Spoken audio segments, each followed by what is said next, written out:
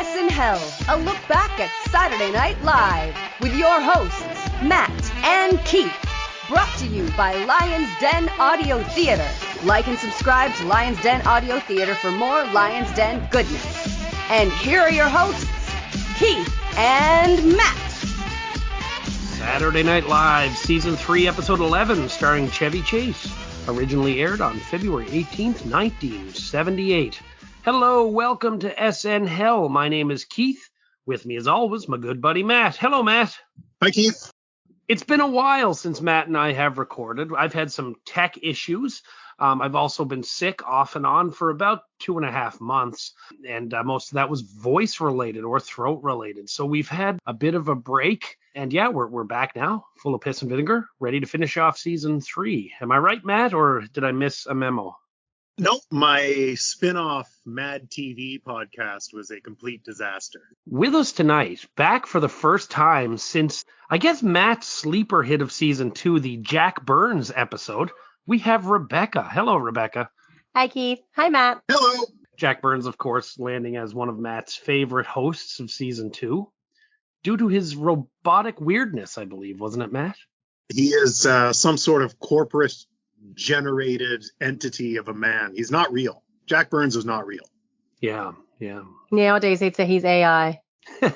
Chevy Chase is returning to Studio 8H as the first former cast member to come back and host. Matt, how excited were you to delve into this episode? Honestly, pretty excited. Chevy Chase has a awful reputation as a person, but I have generally found him funny on this program.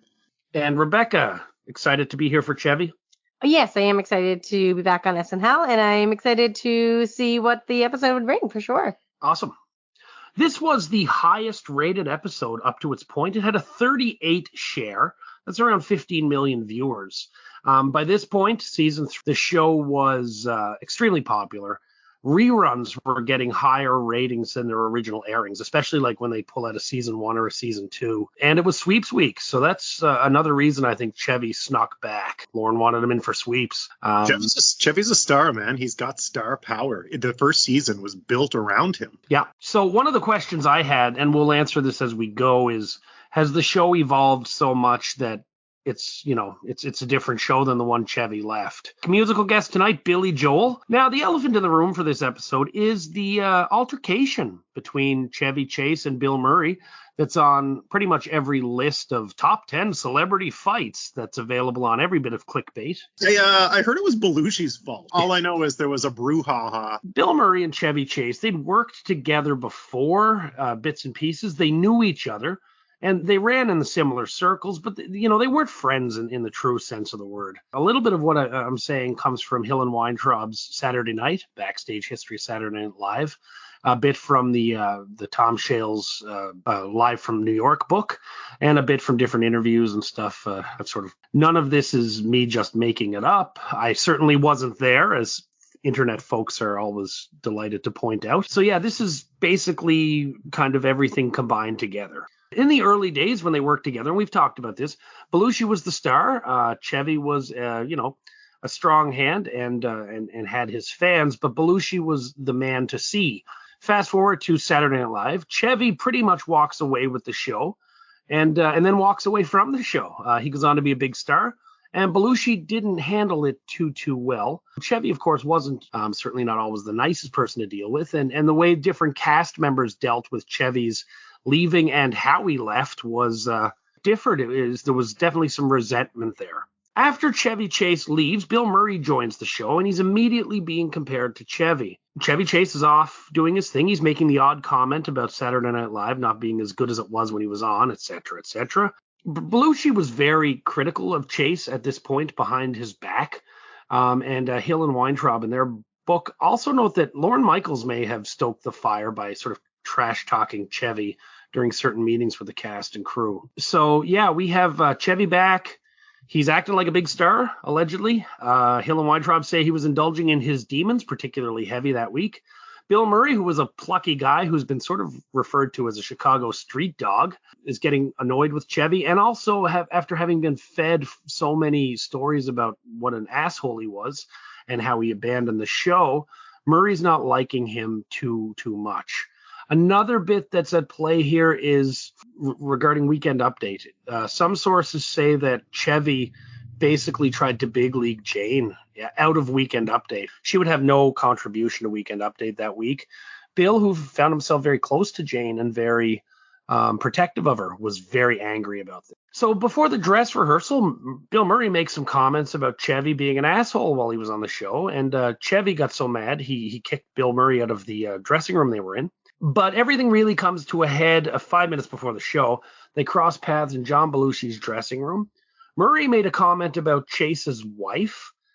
Chase made a comment about Bill Murray's acne-scarred face, and shit went down when Bill Murray charged at Chevy at the door. So John Belushi and Brian Doyle Murray allegedly broke it up. Other people that witnessed it allegedly have said that some combination of Aykroyd, Michael O'Donoghue, Tom Davis were there to break it up. And a few sources says poor Tom Schiller got wedged behind the door. In the end, nobody was hurt. Nobody was injured. Most of the women just said it was just really sad. What was probably almost a commonplace thing in showbiz, even up to today, where two people just get mad and get into a little physical scrape, has really gone on to blossom into something far bigger than it actually was. I know even from my college days doing theater, there were far worse things that happened at a regular basis at rehearsals than stuff like this. However, because it's, two well-known stars who have stuck around, both known at times for being a little impish, we'll say. Yeah, this has really taken on a life of its own. Hardly a big deal, though, I think, anyway. I would never expect any trouble from an arrogant cokehead. That's just outrageous. I'm glad the ladies thought it was sad. I got a good laugh when you said that. Yeah, they were kind of just looking, going, what, really? And Belushi allegedly got punched a few times in the fracas where no one else did, so maybe there was some justice in that. Surprisingly, by Jane Curtin. I also heard from somebody that a number of years ago, I remember hearing, I don't remember what the source was, but Bill's brother, Brian Doyle Murray, who was there to break up the fight, I've heard that he is legitimately one of the toughest people in like show business. He's like for wrestling fans, he's like the Hawk Who of show business. Maybe Chevy picked a fight with the right Murray brother.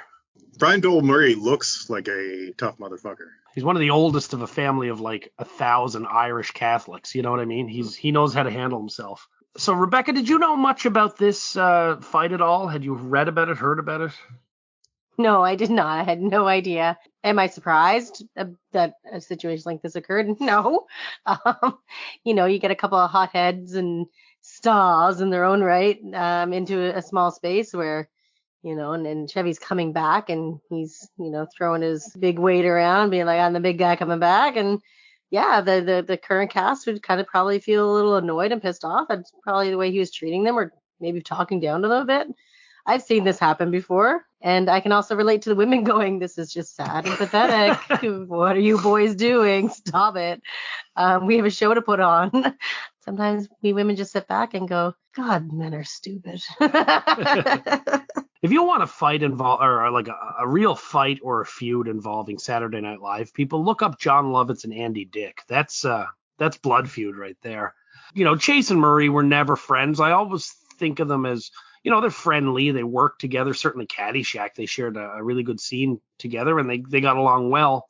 I almost see them as like opposite sides of the same social circle. Like they're both friends. They're both really friendly with Aykroyd, but, they don't necessarily hang out. So Chevy was working on Foul Play with Goldie Hawn, due to come out in July '78, and the first of his 3 television specials had been done the previous spring. Matt, have you ever seen Foul Play? Nope, didn't know. I was aware that it existed only. I do hope to watch Foul Play as a little bonus episode at some point. That's his first like host show endeavor, other than like a TV special or whatever? Yes, yeah. Got a long time to wait for Cops and Robertsons. Oh, yeah, for sure. Or Memoirs of an Invisible Man. So, Matthew, you ready to do the show? Do it. Rebecca? I'm all set. Sweet. We get a disclaimer. And incidentally, Matt, this should come as no surprise. These are all Michael O'Donoghue bits, these little disclaimers at the beginning. Not surprised to hear that. I do enjoy them, and I generally like him. And, yeah, this was a good one. Little House on the Prairie burned to the ground. Won't be seen tonight, so we can bring you this special presentation. There's not been a dud of these yet. We now go to the cold open. Chevy Chase is back as Gerald Ford, and he's doing a bit about the Panama Canal that he keeps calling the Suez Canal. He, of course, does his usual shtick with the water glass and the phone. He's called by Betty, who says she's bringing him soup, and then she brings him some soup. Chevy gets up and demonstrates on the map why the Panama Canal is important by drawing sort of the sea route he would have to take with a marker, except instead of going across the ocean, he sort of keeps skirting along the coastline. Realizing he's made too many mistakes, he tries to change the map. He trips and does his typical fall, and then gives the live from New York.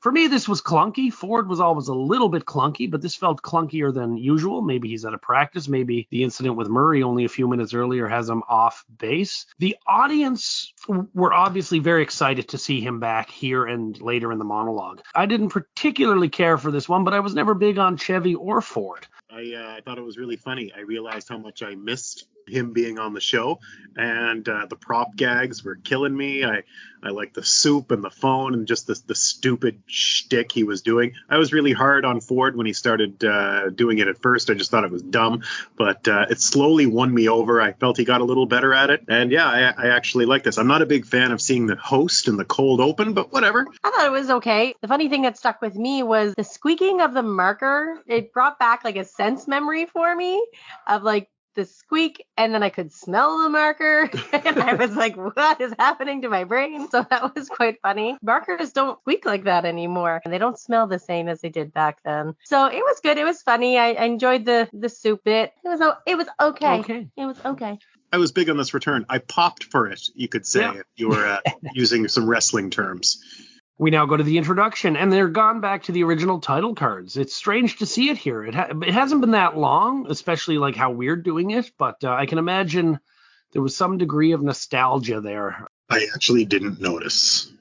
But, now that you mention it, of course, it recurs to me that they weren't using those motion clips, those not live, but you know what I mean, those pre-records. The monologue. Chevy comes to home base and says he misses the show and misses the applause. He makes tons of comments just to get cheap applause from the audience, saying things like the best show on TV, New York is the best city in the world. He brings up Brooklyn. He then goes into a song, The More I See You. He gets people kind of riled up about Nixon, and then he does a bit about cue cards, and he brings up cue card man Al Siegel. A couple weeks ago, Al was ill, they mentioned on Weekend Update, so it was nice to see Al back. All things considered, man, this was not great. And I mean, we are not supposed to do the what it should have been, but this was a generic monologue that could have been anyone's, really. I thought Chevy's timing was dreadful. They go on to master this later. I would have loved to have seen Chevy do something about coming back or what has gone on in his life since leaving, something like that. This is not so much a knock on what it was as what it could have been, and that's not what we're supposed to do. But my goodness, it just felt like a lost segment here. Oh, we're together on that one. Wretched monologue, not funny. You're right. The timing was atrocious. The jokes were terrible, like just from Cheap Pops 101. Yeah, I hated it. I was really disappointed. Strike 3. It was not good at all. He was just literally like trying to get audience participation in a way. New York, no Queens, no this, and just bouncing all over the place. Nothing was connected. There was no flow to it. Like you said, his timing was awful. He was trying to wait for the claps to get louder or stay longer, and he wasn't anticipating them well. It was just pretty awful way to start the show, to be honest. Yeah. Moth Masher. This is a convenient household appliance used for pressing moths into a convenient and portable fashion. It's, of course, Dan doing his Ronco pitchman. Laraine is a woman who likes to squish moths so that she can use them on the letterhead of her stationery. This was odd. It was weird. At this point, I really appreciated the zaniness. It did feel a little bit like filler, and it certainly isn't what your bassomatics are. But my goodness, this was kind of a sight for sore eyes at this point in time for me. I miss Dan Aykroyd's mustache. For these sketches, yes. The mustache was an important component of these characters. And without it, I don't know, he was a little too boyish, baby face. I don't know. It was silly. I did miss the stash. I thought Laraine was funny. And, the premise is just ridiculous. But that's fine. I like you said, I appreciated the absurdity. But I really couldn't stop thinking about his face. The best one of the evening so far, the first one that I kind of actually gave a good little chuckle for, just because it was so silly. His salesman pitch is spot on, and Lorraine's sell of this is a wonderful gadget, and I'll use it all the time. It was great. It's funny you mentioned Dan's look, Matt. Since we started, I've kind of been saying to myself, when does Dan start to look like Ray from the Ghostbusters? It has begun. He needs a little more weight. And his hair gets a little funny. You need that lost look in the eyes, like your best friend died. Jesus Christ. Our next sketch is called After Love. Most sources say that it was written by Alan Zweibel and Gilda Radner. Apparently somewhere Chevy is also taking credit for writing it or taking part in the writing or whatever. Chevy and Gilda play a recently met couple who just finished having sex. Chevy asks how it was. Gilda says it was okay, but just okay. Chevy asks her who Phil is because partway through the act, she started yelling out the name Phil. She says it's an ex-boyfriend. She then wants to know who Terry is because he yelled it. He admits that he's Terry. She also said he yelled mommy, and he says it's his middle name. Gilda catches Chevy in a lie where he said he pitched for the New York Yankees when he's actually a driver's ed teacher. Gilda says she knew he was lying, or she wanted to go home with him anyway. Chevy says he has an early class and tries to go, but Gilda says he can stay because it's his apartment. This was slower paced than what I expected this early in the show. I still think this was quite good, and it was extremely well written.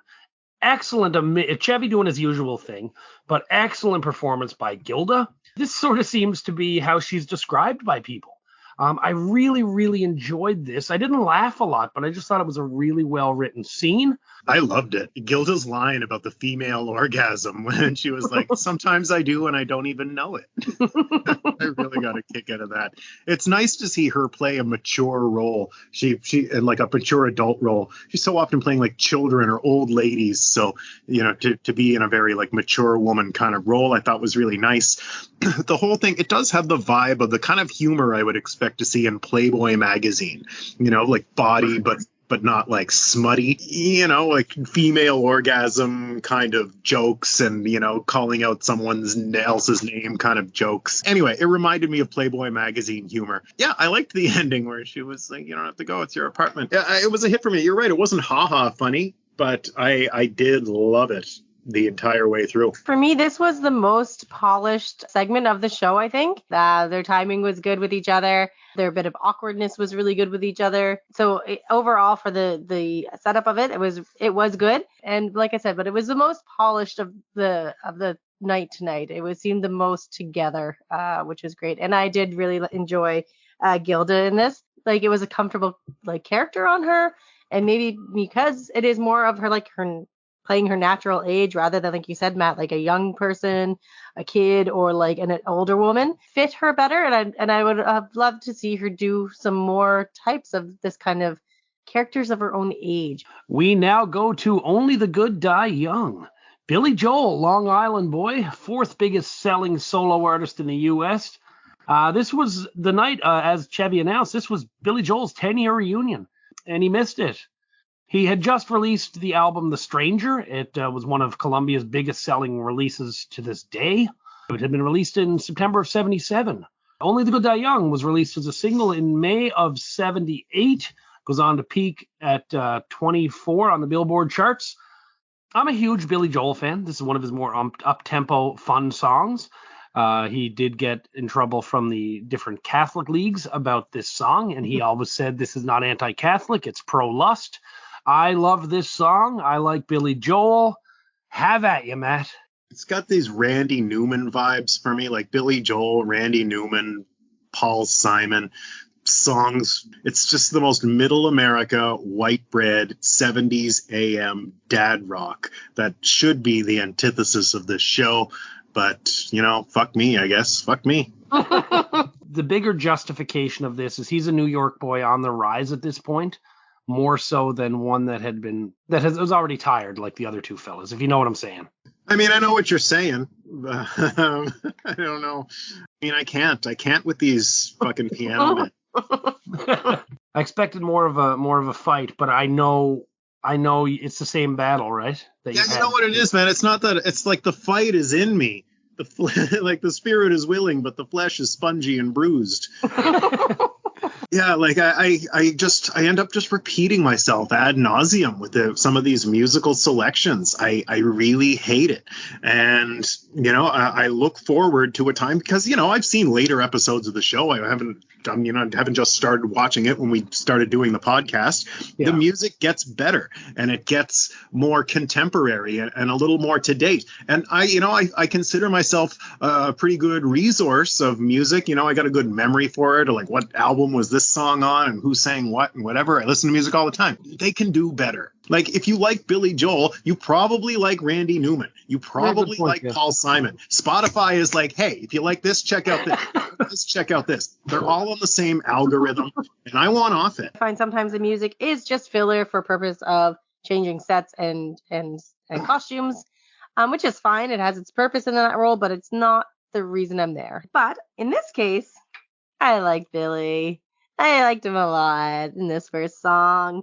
It made me want to get up and dance. I thought it was a good placement right after the scene in the bed because, a little sexy time, a little scandalous nature go together, which was really good placement for that. It was bringing up the tempo of the show a little bit, bringing up the fun a little bit. And I was like, okay, good. Like, I feel like maybe now things are going to start and get into a better pace, timing, and just being more funny. So this was my hopeful moment of the show, I think. That's so interesting. Like, to me, it's outrageous that you would talk about Billy Joel and say things like good decision and sexy. To each their own. Our next sketch is called King. And this is a parody of a 3-part miniseries starring Paul Winfield as Martin Luther King that was airing on TV that week. So we have Dan Aykroyd as John F. Kennedy. That's his third president, as he's already done Carter and Nixon. Yeah, of course. Just for the record, it's the 5th appearance of a U.S. president because Chase had done Gerald Ford and a really bad Ronald Reagan. This is Martin Luther King, played by Garrett, meeting with JFK, played by Dan Aykroyd, at the Kennedy family compound in Hyannisport. Martin Luther King goes to the bathroom and RFK, played by Bill Murray, comes out eating chowder. There's a joke about the young clams being best for chowder because only the good die young. They keep referring to each other as my old friend. And this is a reference to the Dion DiMucci song, Abraham, Martin, and John. Has anybody seen My Old Friend John? That sort of thing. Robert Kennedy gives Martin Luther King a tie collapse. It's actually a microphone. MLK talks about organizing a march on Washington. RFK says it's not the right time because he wants it to happen when he's president. JFK asks Martin Luther King if he's ever slept with a white woman. MLK asks if their sister counts. MLK leaves. JFK says in 15 years, they'll all look back and laugh. A lot to unpack here. First off, this is Saturday Night Live going after the left very ineffectively, I think. I don't think this worked at all. They did kind of go for the jugular on certain things. Certainly the 3 men being killed, none of them were alive 15 years later. They did touch on MLK's, and actually all 3, the 3 of them being known Cheetahs. Yeah. Adulterers, or that's something you don't even mention today about MLK. And star of this was Bill Murray's Robert Kennedy. The hair, the temper, he was way over the top with the accent, as was Aykroyd as well. Matter of fact, this is the first time that these 3 characters were impersonated on the show. And when you really consider how big a part they play in 20th century history, there's not much of these guys. Kennedy, we only see 5 times. King, we only see 3. And I think this is the only time RFK has ever been a character on the show. There's certainly seemed to lose the audience after a few of the more risque jokes. Hadn't been 10 years since MLK and RFK died, so it might be a tad too soon. A couple of giggles, references to a song that was well known, but I don't know if everyone got it right away. Not much here. No, I did not care for this at all. I really enjoyed Dan's Kennedy. Just to pick up on what you said, like you mentioned that there are appearances in the show. I don't think the show needs impressions of dead guys or political figures of the past. And I don't think there's a lot to mine there, especially with it's not like it's been forever ago. It's not like you're making a joke about Cleopatra. I mean, these are prominent American citizens that were assassinated. I did think Dan was good with his voice. I didn't like Bill's accent. I found it annoying. With this political, topical humor of yesteryear, sometimes I just don't get it. Because I'm not Watergate well read, just for example, and the relationship with these men, I know nothing about it. All I got to go on is what you're putting on the screen for me, and I think that's where you have to start if you're gonna. And I get it. Saturday Night Live does topical humor, but jokes shouldn't rely on some sort of pre-existing knowledge to be funny. And I do think that happened here. And I just, the whole time I just wanted somebody to say it, Frenchie, say chowder. I also was ho-hum about the whole thing. I did like the little line throwback to Only the Good Die Young about the clam chowders. It did seem a little distasteful. And I also found the line about, if their sister counts. That was also a funny line. But yeah, it was just a little weird. The accents were a little, I think, lightly overdone. I don't know. It doesn't seem right to make jokes and be like, oh yes, we'll be here in 15 years laughing about this. Oh wait, no, we won't. Oh yeah, three good men. Where was the laugh supposed to be there? Like I don't know where they thought they were going to find the laughs from the audience in that piece. We now go to Weekend Update. Jane makes a Sphinx joke. This episode is brought by Pussy Whip, the first dessert topping for cats. This was one of them ones that really rankled some censors. So there's some jokes about Bob Haldeman's book coming out. The rhythm method of birth control has been replaced by the rhythm and blues method, where people like B.B. King will be there as you copulate. We have a joke about Billy Carter throwing up in a paper bag that was also used as a contract for a business deal. I don't know, is this our first Billy Carter's a drunk joke that we will listen to for the next 20 years? Phone rings for Dan. There's a voice saying his mother has been in an accident. We get a photo of the New York Yankees stretching. They say it is nerve gas, or actually Babe Ruth's breath. Chevy Chase comes in taking Dan's spot. Laraine reports from a coal miner's strike. Al Franken comes out as a coal miner as he coughs, like coal dust goes flying all over the place. The phone rings for Jane. Her mother has also been in an accident. Jane looks across and sees that it's Chevy on the phone trying to get rid of her.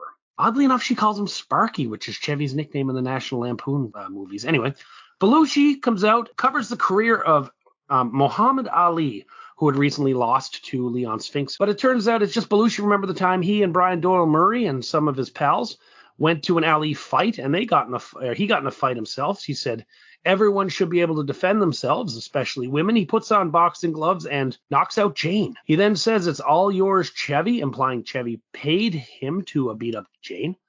Emily Latella comes out, and she's so excited to see that cheddar cheese is back. She's really annoyed that Jane won't let her on the news. Jane gets up disheveled. As she's leaving, she sees Emily, tells her to get lost. She then loses it on Chevy and says that she's brought some integrity to Weekend Update. Chevy, of course, mugs and mocks her as she talks. She tells him to go back to Hollywood. When she says that, one person in the audience claps, and I think it's Matt after time traveling. Both Chevy and Emily call her a bitch. And then Garrett comes out to do the School of the Hard of Hearing bit that I love so much. This was the longest update I think they had up to that point, and one of the longer ones in the show's history. A lot of jokes went over my head, or I just didn't like them. I love the Yankees stretching. Good idea to get Chevy trying to get people out of the way for him to host alone. I thought if you're going to have Chevy do this and you're still going to honor Dan and Jane, they couldn't have done this better.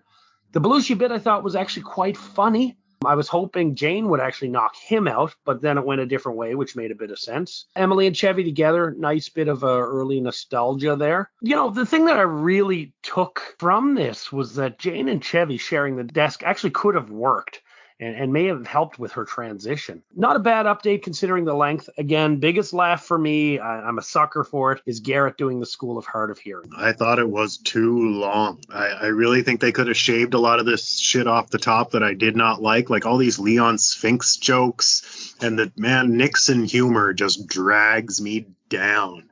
I'm sick of the Watergate jokes. You got to move on, guys. Come on. When Chevy came out to the desk, I did hear somebody in the audience go, all right. It was just one dude who was stoked to see Chevy Chase come back. And that was me. I have a note here that I really miss Laraine's reporter voice / character that she used to do. Now she just kind of like plays it straight. And I miss her doing that weirdo reporter. I thought the phone gag was fun. It was, Emily is not around much anymore, so that was okay. I always think it's funny when she calls him Cheddar. Jane's outburst was really good. And again, Jane speaks for me in these moments. Absolutely. I too loved, but I'm a sucker for that Garrett Morris bit too. He didn't do it as well this time, but whatever. Like it was getting the nostalgia cheer from me. Yeah, I mean, I thought it was okay. It was too long, and Chevy and Jane being a two-person desk would have been fine. My favorite Weekend Update format so far continues to just be Jane by herself. Dan Aykroyd adds little to nothing to Weekend Update, and Jane's better than Chevy. Yeah, that's pretty much kind of my notes. The bits worked about trying to get Aykroyd out of the way and then trying to get her out of the way, knocking her out, giving her a bruise on the cheek, all that stuff. It worked to serve Chevy, but I don't think they were thinking long run in this because they should have been working to her so that she was able to carry this onward and upward in a really good way. Like this could have been really a good launching point to really push Weekend Update into a direction that could have gone with this, but they chose not to. And yeah, a lot of the jokes I did not get, or I just did not enjoy. The baseball one, yeah, was funny. The little stretches, all looking like little eggs rolling on the field. It was okay. And yeah, the hard of hearing was fun. But yes, at the end, they both messed up. It felt a little slapdash in some sections. But yeah, it's Weekend Update. Incidentally, in the Live from New York book and a few other interviews, Jane has said that she didn't care if Chevy did it that night. She was actually pissed off because Lauren called her to talk about it as she was late for the ballet. I usually cut out most of the wrestling references in this show. It had the vibe of like when a big star comes back to wrestling and beats up a guy that's been there week in and week out. Yeah. Oh, I hate that. I hate that you put it like that, and I hate that I agree. And to be honest, let's call it as it is. We are in the minority as far as preferring Jane. Most people would thought it was a complete travesty if Chevy did not do Weekend Update that night. Well, as I always say, what we do here is a public service. Nobody else is sitting through this, and they may never again. As the years march on, there'll be other things. Maybe you just want to rewatch The Simpsons, and that's going to take you 20 years. So I don't know. We're right. That's all. We're just right. We now have a Chiron. This person is an understudy. This person is actually Jacqueline Carlin, Mrs. Chevy Chase, who had appeared on the show a few times and who Bill Murray had alluded to in his insult earlier in the night. We now go to airport security, and this starts with Dan as a security supervisor, briefing new airport security employee Chevy Chase on the protocol for checking people as they pass through security. He says he should always check black people and young couples. Dan finds a marijuana seed in Garrett's luggage. Aykroyd goes off. Belushi and Laraine come in as a couple. She's having a baby. Chevy checks their luggage, and he doesn't notice lots of drugs taped to the inside of the divider as powder is flying all over the place. Lorraine's breasts are huge, and they're leaking cocaine. Chevy blindly misses the clouds of cocaine everywhere, and then he lets them pass. Bill Murray then passes through as a priest with Groucho glasses on and a big wheelbarrow full of coke. This wasn't great, but it's probably as much because this whole airport security premise has been so played out, especially in the post 9/11 world. This one might be a victim of too much time has passed. Yeah, that's what I said, Keith. I was like, it didn't age well at all for many reasons. Again, it seemed like Chevy was clunky and mistimed. The one thing that I did enjoy is I remembered how much I miss suitcases with dividers in them to keep things organized better. That's what I was like, oh yeah, the suitcases, those are great. Yes, if you'll excuse me, I'd like to break from the pack. I thought it was really good. I thought this, it's not a lot of jokes here, but this is absolutely a piece for Chevy Chase to do his Ford style, stupid, bumbling, and I thought it was pulled off very well here. I really liked Belushi and Laraine as the drug smuggling couple, and that ridiculous, like comically large-breasted coat that she was wearing that started leaking cocaine from the boob. Belushi playing a stressed out trafficker a little too convincingly for my taste. And even when Dan came back, like they just kind of, I don't know, it wasn't perfect, okay? But Chevy, Belushi, and Laraine all did great. Dan could have been fucking anyone. I could have done that. But those three, I thought, really killed it. Yeah, I got a lot of laughs out of this. So what can I say? I like trafficking humor. I don't know. We now have a Gary Weis film. This one is called The Voice. And it begins with Laraine at a store getting ready to buy something. It doesn't come in the right color. And we start to hear these high-pitched, sing-songy voices over suspenseful music whenever something bad happens to Laraine. The voice ramps up, gets more and more intense as Laraine drives home. Laraine is starting to get very angry, and it seems like she's going mad. She gets to a home, she rushes up the stairs and goes into a room where she finds the source of the high-pitched voice. It's Canadian comedian Valerie Bromfield, and she tells her to shut up. Bromfield hasn't been on the show since episode 1 when she did a substitute teacher bit that we all hated. My goodness, I loved this. Again, if the world reboots Laraine Newman 2.0, become a horror movie icon. You will. You are perfect at this. You are the missing scream queen in people's mind. Really enjoyed this. It was stupid. It was weird. It was wacky. But this worked for me. Me too, man. I thought it was weird. I found it surreal.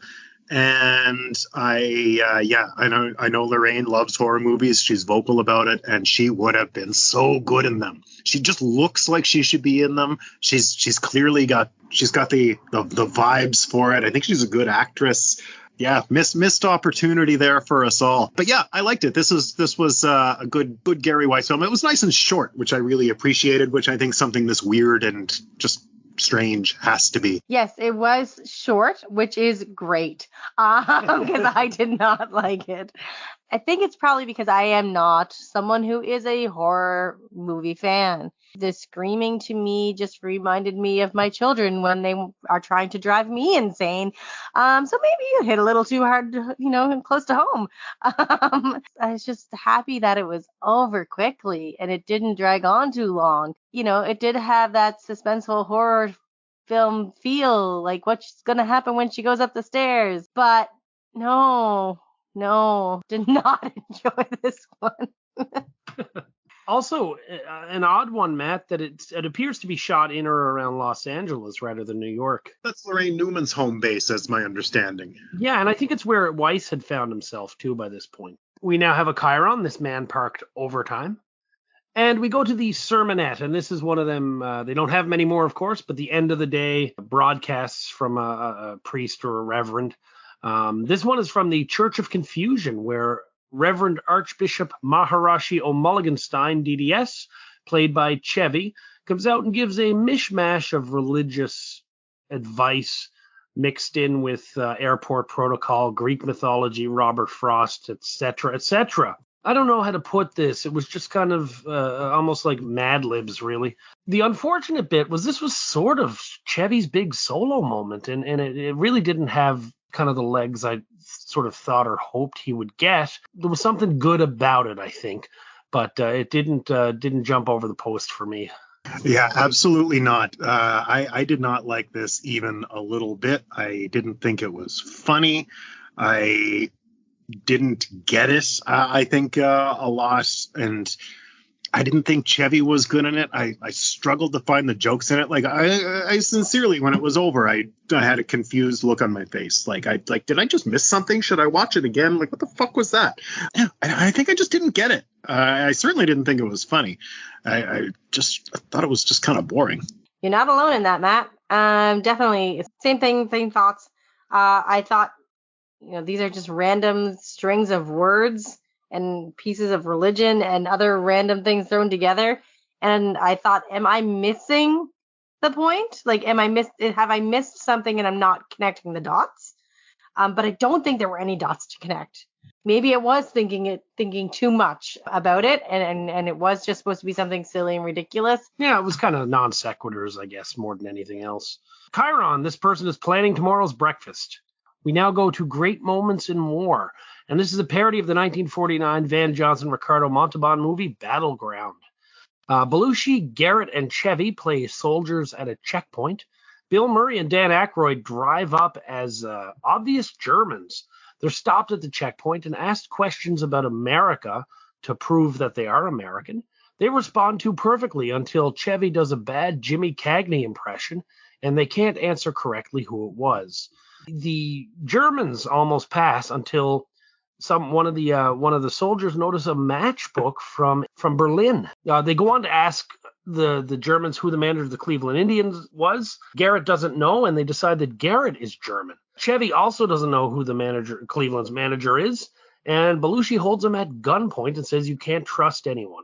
Chevy asked Belushi. Belushi doesn't know either. They all wind up with their hands up. Not only is this parodying like Battleground, but there's stories of different generals being stopped and not knowing the answer, like what's the capital of Illinois, or what's a Texas league, or stuff like that. This looked really good. I thought all were good in this. There was something missing. I know the scene that they're parodying, so that really worked in its favor for me. Definitely not top tier, but I got some giggles out of it. I think Dan could be like a good comic Nazi for like a whole movie. That character had legs. There was something amusingly, cartoonishly German about him. You know, it was fun-ish. All the baseball stuff started to get on my nerve. And I didn't understand Garrett being with them. Like when they rolled out, I was like, is he supposed to be a black Nazi? Poorly thought out. I had no idea it was based on a movie of any kind. And I'm certainly in 2023 not going to watch a feature-length picture with Ricardo Montalban unless it's Wrath of Khan. I actually enjoyed this one tonight. I'm a history buff, and then I love history about the world wars, both 1 and 2. So it's something I enjoy factually, but I also enjoy World War movies. You know, my dad and I used to sit and watch movies together on cable. So, you know, I've enjoyed a lot of wartime movies. Things like The Great Escape come to mind. It just was fun. It reminded me of those movies and the silliness of that, and a little bit of Inglourious Bastards from recent history and time, where they were being silly and Germans were stupid in the movie, and you know, and Americans saved the day. I actually kind of enjoyed this one. I thought it was funny and very relatable for myself. So it brought some back fun nostalgia for me. So we now have Billy Joel performing Just the Way You Are. This is also from The Stranger, hit number 3, released in 1977. This is on the list of a lot of like the best rock songs ever. No, this is an excellent performance. There's something about how, like, I don't know, there is an instant nostalgia with Billy Joel. I just really like the music. I thought this was quite good. I wish I was a stranger to Billy Joel's music. How I feel when I listen to Billy Joel is like I ordered spicy salsa and they gave me tomato sauce. Yeah, I thought it was a good performance by Billy. It is the slower song, and a slow song to end the show I thought was a little odd. But you know, it is Billy Joel, so it was good. But I don't have much actually to say about this one. We now have the sketch with no ending, or as I call it, SNL tries Python. Jane, Laraine, and Gilda play 3 high-pitched old English grannies, a.k.a. the Pepper Pot women, and they're talking about Charlie's Angels. Chevy comes out and tells the women that they're short on time. The women try to save the sketch by saying Chevy is their son Nigel, but Chevy won't play along and asks if they've been given an ending and they should get to it. Breaking character, Gilda says that Garrett is supposed to come in as the Archbishop of Canterbury. Sketch then pans over to Dan, playing Rod Serling. This becomes a Twilight Zone sketch. Serling says basically a cast is hoping that they can get bailed out, and the only way that can happen is by him.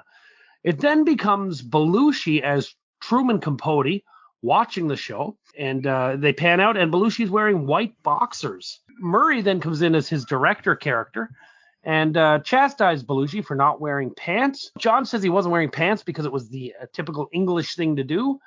The women come in with the Belushi's pants. Belushi says the only way out of this sketch is to have a heart attack, and he drops. And then the rest of them, Bill and then the girls do as well. The doorbell rings, and it's someone looking for Mrs. Orphanworry. And it turns out to be the landshark who eats the women. Garrett then enters the initial set as the Archbishop of Canterbury. He then shuffles off to Buffalo and does a "That's all, folks." This is undoubtedly a try at Monty Python. It is weird because Python didn't do the contemporary references. Eric Idle did at the times. But anyway, though I saw this as definitely an homage and not a ripoff. They were extremely blatant about it. In this sketch, I thought everyone was good. The women were really funny. Aykroyd's Serling is great. Belushi's Capote is really good too. It does seem to have a mean edge to it, but maybe that's just me projecting. I always enjoy Murray's director. The turning point in this sketch were the two things. The landshark was a great surprise, but the real kick for me was that I had forgotten that Garrett was supposed to come in as the Archbishop of Canterbury. So when he did, I burst out laughing. Seems to be like a mishmash of everything that they couldn't fit in the episode slammed into one and put on. I really laughed a lot at this. Well done by everyone, I thought. I thought this was exhausting. I did not like it nearly as much as you. Gilda shows no range whatsoever by just doing Emily Latella sitting there at the table. I do not like Dan's Rod Serling at all. Faces he pulls and he keeps trying to roll up the upper lip. I really hated it and I found it really irritating. I really liked the Capote. I thought that was cool. And finally, toward the end of the sketch, after this eye-rolling heart attack bit, I did absolutely agree that I cracked up when Garrett came out. And of course, I popped for Jaws 5. Absolutely. This is where I thought the episode literally jumped the landshark. I was kind of interested about which way these ladies were going to go at the beginning, and then Chevy comes in, and I'm like, oh, you jackass, you're taking it away from the ladies again, like being a big-ass jerk. That was my take on that. And then to me, it felt like, this was something they slapped together. It was awful. There was a couple of good characters, but there was no time for anything to really develop and be funny. It did not hit like British humor hits. It felt like a fail and very slapdash. We have a Chiron. There's an audience member on camera. We now go to the good nights. We have Chevy at the piano saying it was fun to be back and good night. And that's it. Bill Murray is not there at first, but he does come out afterwards. He hangs around the back with Belushi and Aykroyd. There's obviously some distance there. Doesn't Belushi throw some fake punches his way or something too? So let's rate this show. So the host, for good or for bad, I held Chevy to higher standards than most hosts. The guy made a name for himself as a performer on this show. We got his Ford, we got Update, and we got Landshark. There were a lot of segments he was not in, or he was just sharing the screen with others, like he was a supporting role in the war sketch. And even in After Love, I thought Gilda was the one that got all the laughs. He wasn't in the movie. He wasn't in JFK, MLK, the King sketch. Yeah, was Chevy good? Yeah, he was good. He was fine. Was this as good as Chevy could be or later would be in other appearances? No, not even close. We're not doing the show in real time, so like the novelty of like seeing Chevy for the first time in a while is, unfortunately, we can't fake that. So we don't have that. So this is kind of a disappointment for me as far as Chevy's concerned. I agree with what you said at the outset there, that I expected better. He's the star of season 1. There should have been more, I don't know, a little bit of more pomp and circumstance. You're in a movie with Goldie Hawn, you're going on to big, bright things. Take credit for that success Saturday night, celebrate it too. They didn't celebrate it or take credit for it. But I mean, let me shove that aside for a moment because we're talking about Chevy. But I thought it was mostly pretty uninspired. Yeah, I agree.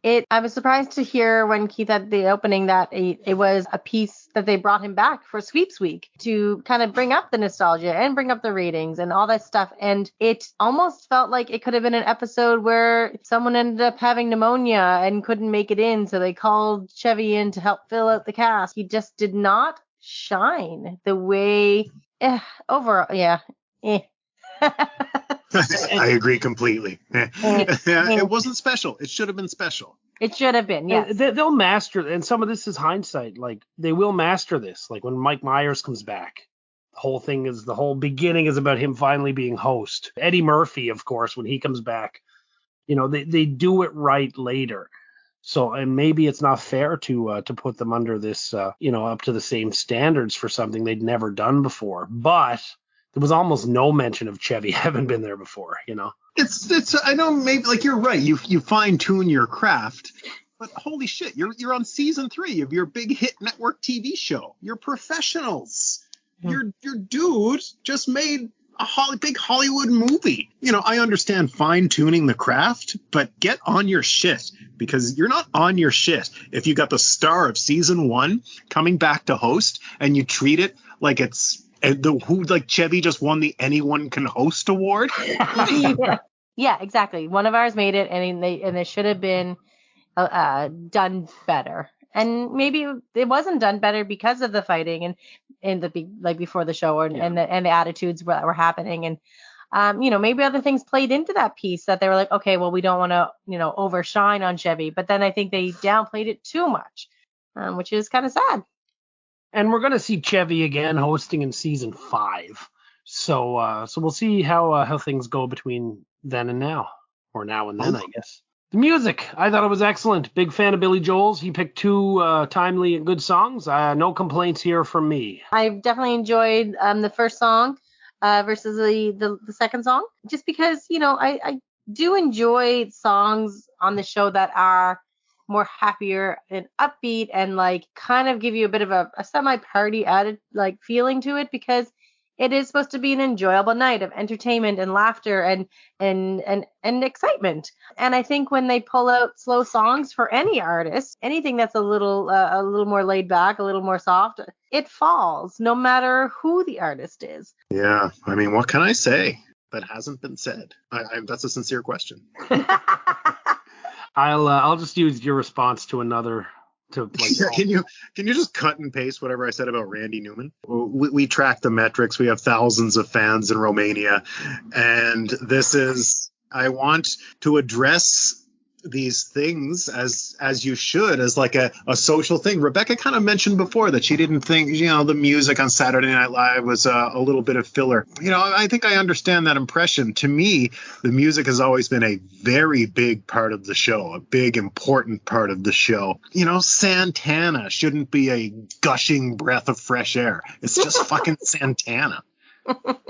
So throwing to you guys, what was the worst sketch of the night?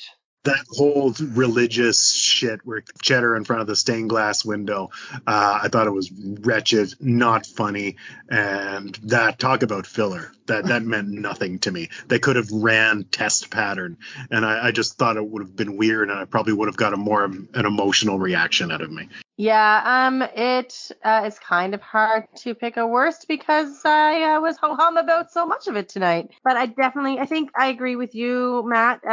I thought the sermon piece thing was awful. No, I really have almost nothing to say about it because I almost forgot it even existed. When I was lucky you. I'm breaking from the pack here. I went with the Martin Luther King Kennedy thing. Sometimes I say it had good moments. This one had like good seconds, just not a good sketch. And this just kind of fell flat for me, other than Bill Murray's extremely angry Robert Kennedy. What was your best sketch of the night?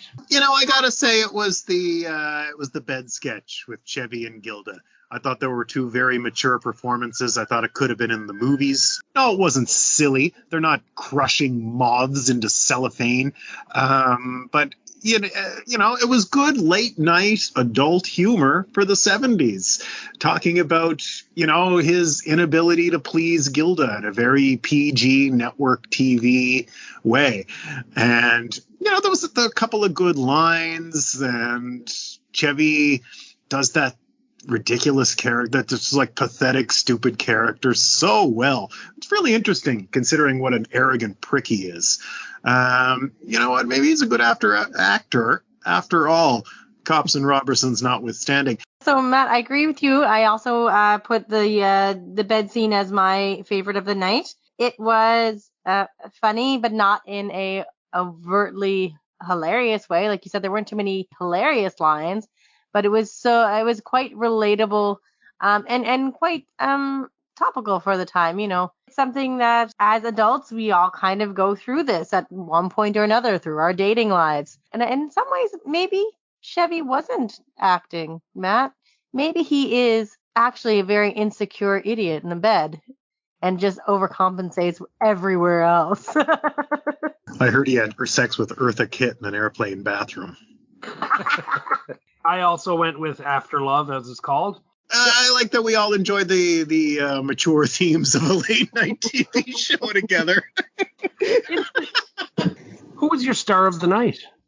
My star of the night is Laraine Newman. I loved her and as the cocaine trafficker. I thought she was, her ridiculous mom character in the Moth sketch. She just plays so over the top and so well. She's good in her Weekend Update correspondent role, even though I do miss the weirdo reporter character that she used to do. And she was amazing in that Gary Weis film. Yeah, it's Laraine for me. Actually was feeling quite partial to Gilda tonight. It should have been Chevy's night, but no, Gilda actually really impressed me. Yeah, I went with Laraine. Everything you said, I think I weight them differently, but yeah, I think we're on the same page as far as what her high points were. She's very talented. She's underused by the show in general. She's Absolutely extremely talented. So overall, for me, a lot of this episode dragged. Chevy was definitely off a few times, especially in the early part of the show. Writers and the cast, they did seem to take some chances, which I really do appreciate. But they had as many misses as they had hits, and I dare say they had more misses than they did hits. What was very apparent to me was that the show has evolved, and the show that Chevy Chase was on does not exist anymore. Chevy, I can't even say he did what he could, because it felt awkward at times. The stuff in this show that's well written is not being well performed, and the stuff that's well performed is not particularly well written, is where I sort of sat on this one. My favorite bits were sort of short ones that I thought had that nexus. Like, this is not one of the worst episodes, but this is one of the biggest disappointments for me so far. Maybe that's my fault, and maybe I can't blame the show for not delivering what I hoped, but I do think I can blame the show for not delivering what they could have, if that makes any sense at all. So I gave this one a 6 out of 10. This is my favorite part of SNHell, where I can just kind of sit here and reflect. I don't have the part where I don't have any notes. I just really, I don't grade the show before you ask me the question. I just kind of gather my thoughts here. And another reason it's so nice from my position is that in our standardized format, you go first, and I generally find your recaps of the episode just so fucking good and precise. I loved that you brought back from the beginning, is this the same show as Chevy left? And, we came around and answered the question. Buddy, you're really good at this podcast and stuff, I gotta say. Tell your friends. I liked the cold open. The monologue stank. That Kennedy sketch was shitty. Let me think. Weekend Update was too long, but I really liked some of it. This episode, that's the episode. It was too long, but I really liked some of it. And I hated the music. And Chevy was really good when he was really good, and bad when he was really bad. Just, and what you said about the writing and the acting and not just being on the same page was so resonant with me. And I got to think of what Rebecca and I were talking about. This was supposed to be special, and it wasn't special. And fuck them for that. 5 out of 10. Yeah, I'm pretty much on par with you guys. I think about maybe this seems like this show was slapdash, but it seemed like, this wasn't something that was planned, but it was planned. It was planned for Chevy to come back. It was planned for Sweeps Week, but it felt like it was so last minute for everything that there was no real good rehearsals for a lot of them. The timings were bad in some, and then some there were some great moments and some really good writing and some really good timing. And it almost was like you could have, take the good parts out and separate them from the bad points, and you'd probably have half of a good show and half a bad show, obviously, because And I enjoyed Billy Joel because I like Billy Joel. There was such an unevenness to the whole episode where I, like you guys, had high hopes for it being a bit of a special episode. You know, when I heard that this was one of the ones that I was getting to come back to, I was kind of excited. I was like, oh, it's Chevy Returns and this is going to happen. And like, I had these built up expectations, and like, it may be, like he said, our fault for building it up too much in our minds. Let's go 5.5 on this, I think, guys. I'm going to literally split the middle because I felt like the episode split the middle. It just didn't hit. So with my 6, Matt's 5, Rebecca's 5.5, we wind up with an average of 5.5, which is significantly lower than the IMDb score of 7.6, which I think is ludicrously high, but it's based on people seeing Chevys there. This episode is currently ranked as 8th for the season, 107th up to this point. So I think that's way higher than it deserves to be. Yeah, that's crazy. That's crazy. So, Rebecca, thank you very much for joining us. You'll be back for season 4? Yes, thank you. Thank you for having me, and I look forward to coming back. Thank you, Rebecca. You're like a 5-star third chair. I wish you were here more often, for real. Well, thank you, Matt. I appreciate that. Matt, do you know who's hosting next week's episode? No, but you go ahead and tell me, because the credits didn't tell me this time, and I like when they do. O.J. Simpson. His musical guest is Ashford and Simpson. And who better than Chili to join us for the O.J. Simpson episode? Yeah, so Matt and I will be back in about a week with O.J. Simpson. Never thought I'd say that sentence. But until then, we'll be looking for the Archbishop of Canterbury here in SNHell.